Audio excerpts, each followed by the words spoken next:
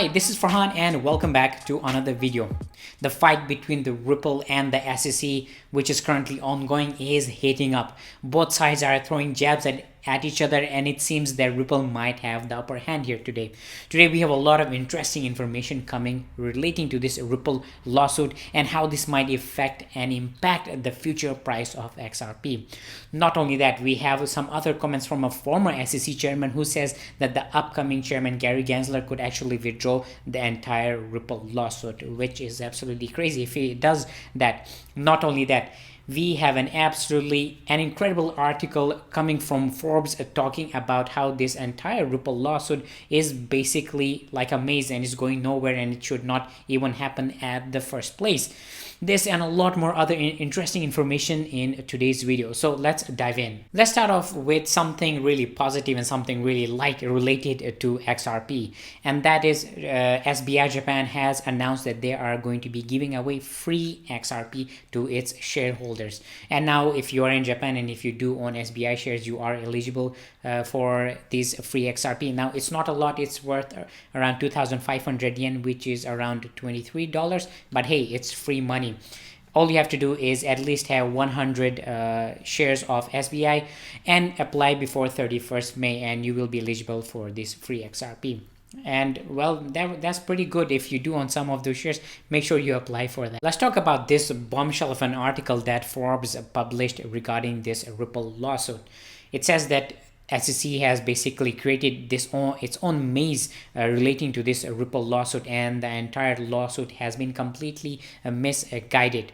There are two very interesting paragraphs in this, which we will look at in a bit more detail, but the overall article talks about how this Ripple lawsuit has been misguided and how the case that has been presented by the SEC is very weak. If you are interested, I will link this article in the description box below. But the first important paragraph which we will look at is: by watching the volume of filings heat up the case docket, it has become clear that the SEC's decision to sue Ripple was misguided. And in recent days, a series of developments are starting to make it look like a disastrous mistake that the presumed incoming chairman Gary Gensler will have to sort out.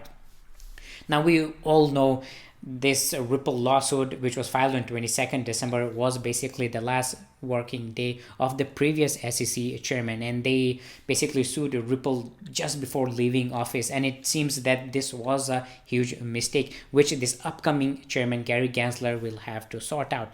Now, the next paragraph, which in my opinion is absolutely crazy and important for a lot of XRP investors out there, that is, it talks about a lawyer who basically sued the SEC, saying that, hey, when he bought XRP, he didn't think of it as an investment contract and he didn't expect it to be a security.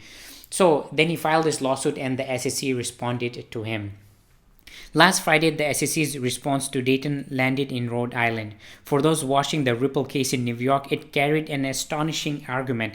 The SEC asked to dismiss Dayton's petition because no determination has yet been made on whether XRP is a security. Put two and two together, and the SEC is saying that Ripple and its top two executives had to have reasonable knowledge of something 7 years ago that the agency itself wasn't sure about last Friday. This is absolutely crazy. Now, the entire argument this SEC is bringing against Ripple and its two executives is that they were illegally selling securities, and they should know, these two executives should have known about this for many years. And when just asked about last week, even the SEC could not determine if XRP was a security or not.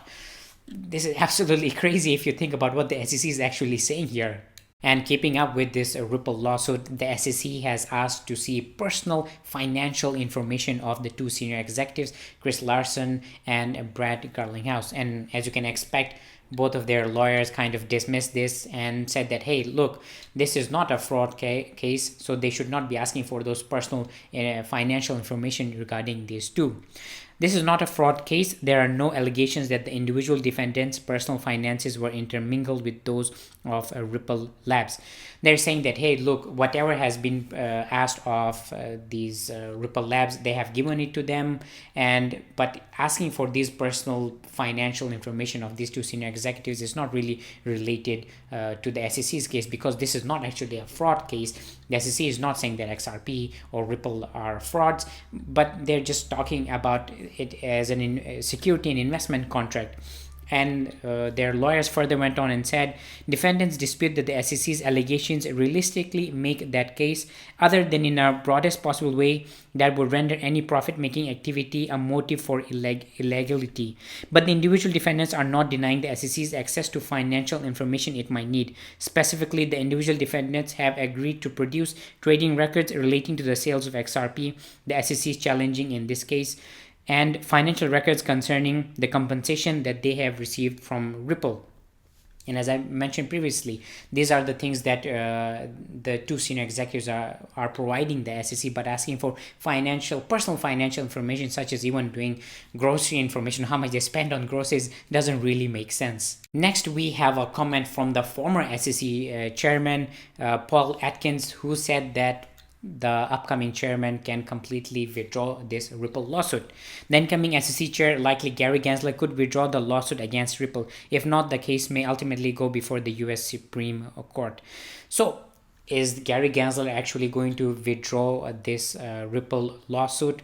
I've talked a bit about this in some of my previous videos, but I don't think that is going to happen. In fact, if you see his MIT video, you can see that he basically says that whether XRP is a security or not should ultimately be decided by courts and not the SEC. So in my personal opinion, I don't think he is going to withdraw this Ripple lawsuit, and I also think it would be beneficial if he doesn't really do it, because then we would get more regulations and more regular clarity in the world of cryptocurrency, which is something that is really needed. Well guys, that was the video for today. Let me know what are your thoughts regarding today's video.